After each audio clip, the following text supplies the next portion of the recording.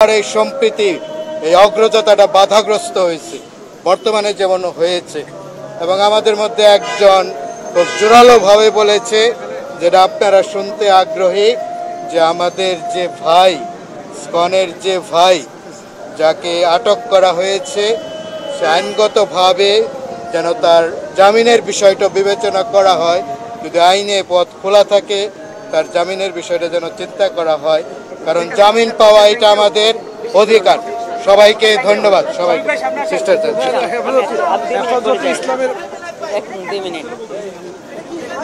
শ্রদ্ধেয় সম্মানিত সমস্ত প্রেস মিডিয়ার ভাইয়েরা বোনেরা, আমি sister Reba Veronica D'Costa, Saint Francis Xavier School and College student counsellor, Laxmibazar.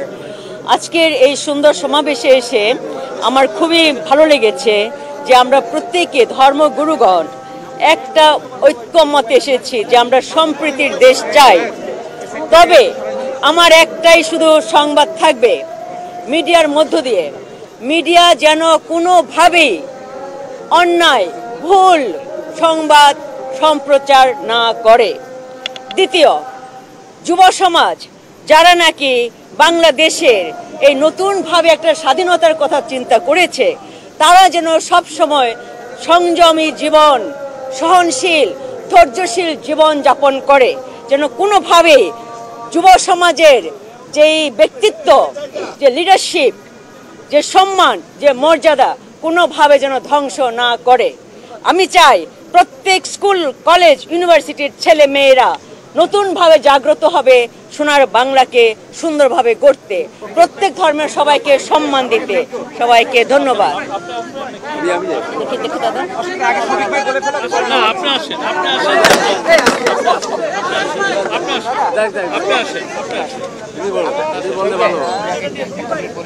উনি বসুন, উনি শুনেন, উনি আগে বলবেন, বলার পরে আমাদের হিন্দু ভাই বন্ধুর যদি কোনো প্রতিনিধি থাকে উনি বলবেন, তারপরে আমাদের অ্যাডভাইজার মহোদয় একটু কথা বলবেন। ঠিক আছে? ঠিক আছে, বলেন। আচ্ছা, ধন্যবাদ সবাইকে। ধন্যবাদ। আমি ভিক্ষু সুনন্দ প্রিয়, সাধারণ সম্পাদক, বাংলাদেশ বুদ্ধিস্ট ফেডারেশন। আমাদেরকে আজকে প্রধান উপদেষ্টা মহোদয় ডেকেছেন। আমরা বিভিন্ন সম্প্রদায়ের লোক এখানে উপস্থিত ছিলাম। খুবই শান্তিপূর্ণ এবং আন্তরিকভাবে দীর্ঘক্ষণ আলোচনা হয়েছে। এতক্ষণ যে সময় দেবেন আমরা ভাবতে পারিনি। যে আমরা চাই, আমরা ওনার কাছে আবেদন করেছি, দেশে সম্প্রীতি যেন বিরাজ থাকে, সকল সম্প্রদায় মানুষ যেন আমরা মিলেমিশে থাকতে পারি। যে আমাদের যে একটা ঐতিহ্য, বাঙালি জাতির যে একটা ঐতিহ্য, সেই ঐতিহ্য যাতে বজায় থাকে, আমরা সেই কথা বলেছি। উনি আমাদের সমস্ত কথা শুনেছেন এবং সেই অনুযায়ী উনি ব্যবস্থা নেবেন, আমরাও সেই কামনা করি। ধন্যবাদ। আমরা অবশ্যই বলেছি আমরা ভালো আছি, বাংলাদেশে ভালো আছেন, আমরা বাংলাদেশে ভালো আছি, আমাদের কোনো সমস্যা নাই। আমরা বলেছি যেখানে যেখানে সমস্যা ছিল আমরা সেটা উল্লেখ করেছি, ওনাকে জানিয়েছি। এইটা আমি বলি, আমাদের কোন মিডিয়া কোথায় কি অপপ্রচার করতেছে এটা ওই দেশের বিষয়, এটা আমাদের বিষয় না। আমরা কি প্রচার করতেছি এটা হচ্ছে বড় বিষয়।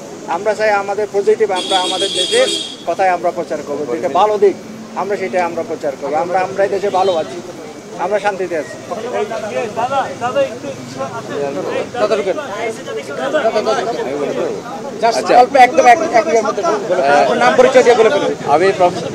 আমি প্রফেসর ডক্টর সুকুমার বড়ুয়া। আমি ঢাকা বিশ্ববিদ্যালয়ের একজন শিক্ষক এবং বাংলাদেশ বুদ্ধিস্ট ফেডারেশনের আমি প্রধান উপদেষ্টা, কাউন্সিল ফর ইন্টারফেথ হারমোনির আমি চেয়ারম্যান। আমি একটি কথা বলতে চাই, আমরা একটা মানবিক রাষ্ট্র চেয়েছিলাম এবং যেটা 5ই আগস্টের পরে সেটা আমরা একটা নতুন বাংলাদেশ গড়ার জন্য যে স্বপ্ন ছিল আমাদের মধ্যে, আমরা সকলেই কিন্তু এই দেশের নাগরিক। আমরা শান্তি সম্প্রীতিতে বসবাস করতে চাই।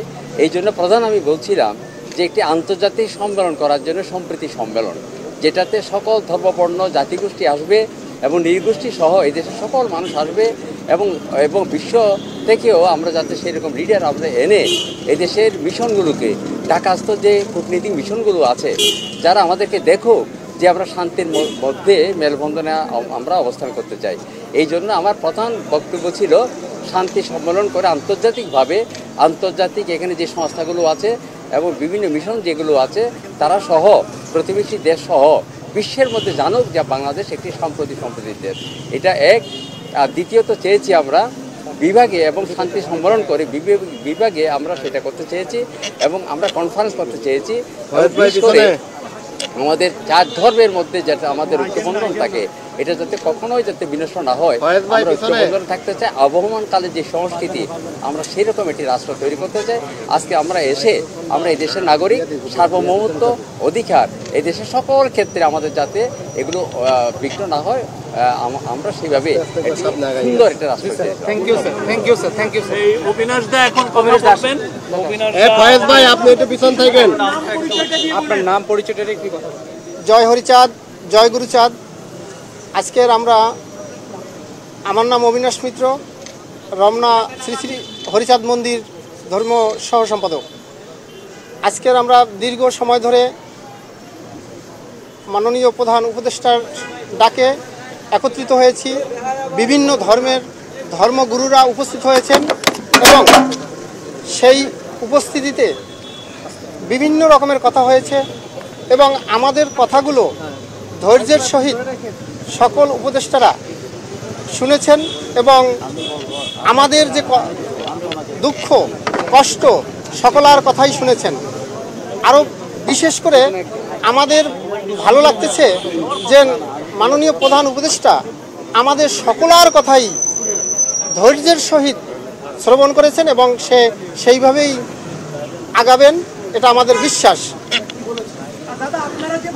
আপনারা বাংলাদেশে তো অনেক ভালো আছেন, এই যে ভারতীয় গণমাধ্যম যে বিভিন্ন ধরনের প্রোপাগান্ডা ছড়াচ্ছে, এটাকে আপনাকে কিভাবে দেখছেন? আপনারা বাংলাদেশে কোনো সমস্যার মধ্যে আছেন কিনা সেটাও আমাদেরকে একটু ক্লিয়ার করেন। হ্যাঁ, এখানে আমরা বাংলাদেশে যারা আছি, এই তো বললাম যে বিভিন্ন ধর্মগুরুরা আজকে আমরা উপস্থিত হয়েছি, কারোর মধ্যে কোনো বিভেদ নেই। তবে বিভেদটা কোথায়? বিভেদ তো হচ্ছে, বিভেদটা কে করছে? এবং এই যারা করছে তাদেরই লোক ওখানে বসে এই প্রোপাগান্ডাটা ছড়াচ্ছে। এখন এখানে আমি হিন্দু, এই মুসলিম, বৌদ্ধ, খ্রিস্টান সকলেই তো উপস্থিত হয়েছি।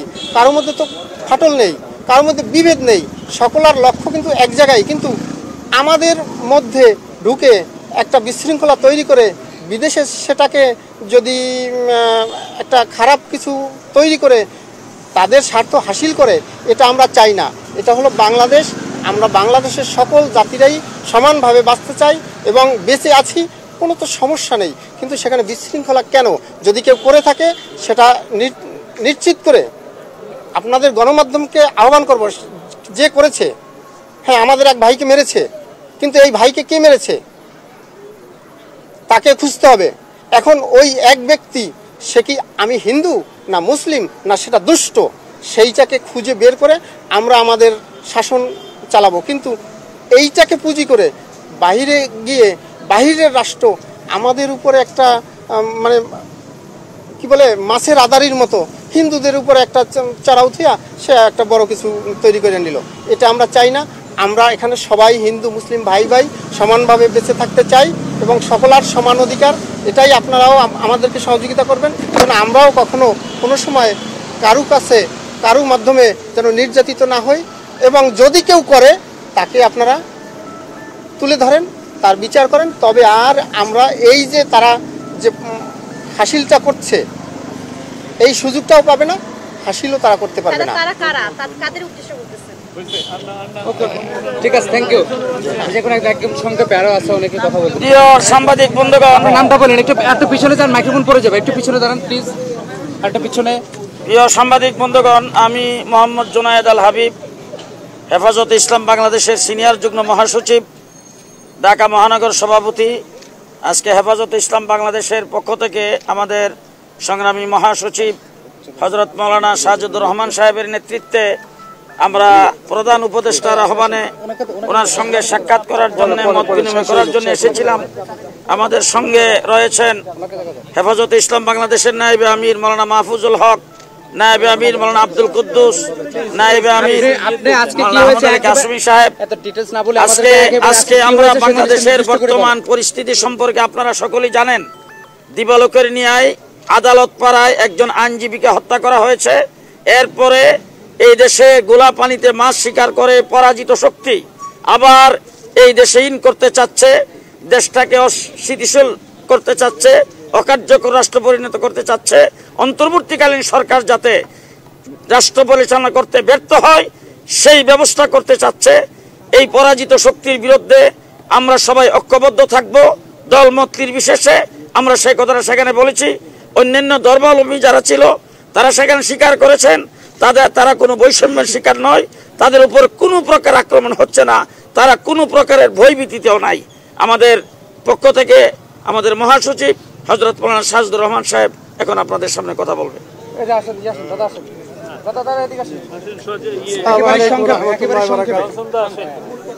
বিসমিল্লাহির রহমানির রহিম।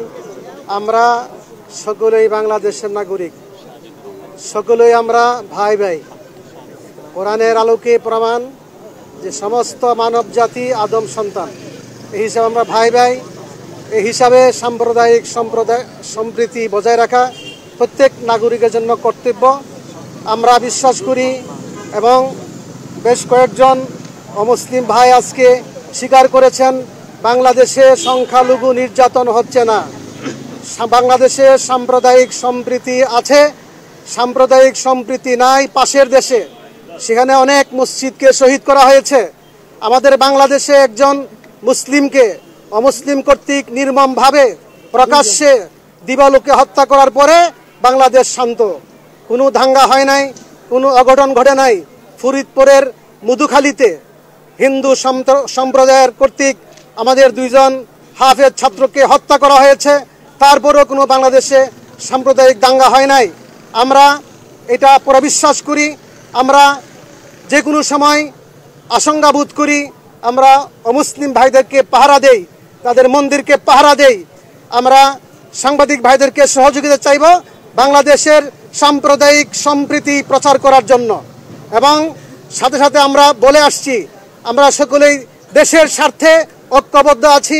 সকলে মিলে দেশের বিরুদ্ধে যারাই ষড়যন্ত্র করবে তাদেরকে ঐক্যবদ্ধভাবে কঠিন হস্তে দমন করবো ইনশাআল্লাহ। Thank you. আপনাদের সকলকে ধন্যবাদ। এখন গারো সাংসারিক জনসন মৃ কথা বলবেন। সবাইকে ধন্যবাদ। আমি জনসন মৃ কামাল, গারো পুরোহিত। আজকে আমরা প্রধান উপদেষ্টাদের যে আলাপ করেছি, যে সমস্যাগুলি, আমরা ঐক্যবদ্ধ হয়েছি। যে মিডিয়ায় অপপ্রচার চালাচ্ছে তাদের আমরা প্রতিরোধ করব। আমরা ঐক্যবদ্ধ আছি, এই সরকারকে আমরা সহযোগিতা করব। সবাইকে ধন্যবাদ।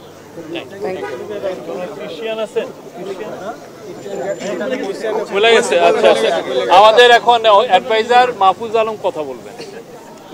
আচ্ছা, ধন্যবাদ। আপনাদের সবাইকে অনেকক্ষণ ধৈর্য ধরে দাঁড়িয়েছেন আপনারা। মূলত আজকে এই গত 1 সপ্তাহ ধরে বাংলাদেশে যেই অবস্থা আছে, এই অবস্থার পরিপ্রেক্ষিতে ডক্টর মোহাম্মদ ইউনূস স্যারের নেতৃত্বে আমরা এখানে রাজনৈতিক দলগুলোর সাথে কথা বলেছি। গতকালকে এটা আপনারা দেখেছেন। এর আগের দিন ছাত্র সংগঠনগুলোর সাথে কথা না হলেও বরং বৈষম্যবিরোধী ছাত্র আন্দোলনের একটি অংশের সাথে কথা হয়েছে, যেটা সামনে হয়তো আরও এক্সটেন্ডেড হবে, আরও বৃহত্তর পরিসরে ছাত্রদের সাথে স্যারের আরও আলোচনা হবে। আর আজকে বাংলাদেশের বৃহত্তর 4টা যে ধর্ম আছে, হিন্দু, বৌদ্ধ, খ্রিস্টান, মুসলিম, এই ধর্মাবলম্বীদেরকে আমরা ডেকেছি। ওনাদের বিশেষ করে ওনাদের যেটা হয় ইউজুয়ালি বাংলাদেশে ওনাদের কমিউনিটি লিডার অথবা পলিটিক্যাল লিডারদেরকে ডাকা হয়, কিন্তু আমরা আজকে চেষ্টা করেছি বেসিক্যালি ধর্মীয় নেতৃত্বকে ডাকার জন্য, তাদের সম্প্রদায়ে তাদের ন্যারেটিভ নির্মাণে বা তাদের বক্তব্য পৌঁছানোর যথাযথ উপায় আছে, যথাযথ ব্যবস্থা আছে। ফলত আমরা তাদের মাধ্যমে তাদের থেকে শুনতে চেয়েছি, ডক্টর মোহাম্মদ ইউনূস স্যার তাদের থেকে শুনতে চেয়েছেন, এবং তাদের মাধ্যমে আমরা একটা মেসেজ পুরা বাংলাদেশের কাছে এবং বাইরের যারা আছেন আমাদের দেশের পক্ষে বিপক্ষে সবার কাছে একটা মেসেজ পৌঁছানোর চেষ্টা করেছি যে বাংলাদেশের মানুষ সম্প্রদায়গত দৃষ্টিকোণ থেকে সবাই একটা পয়েন্টে আছেন, এক জায়গায় এসে মিলিত হয়েছেন।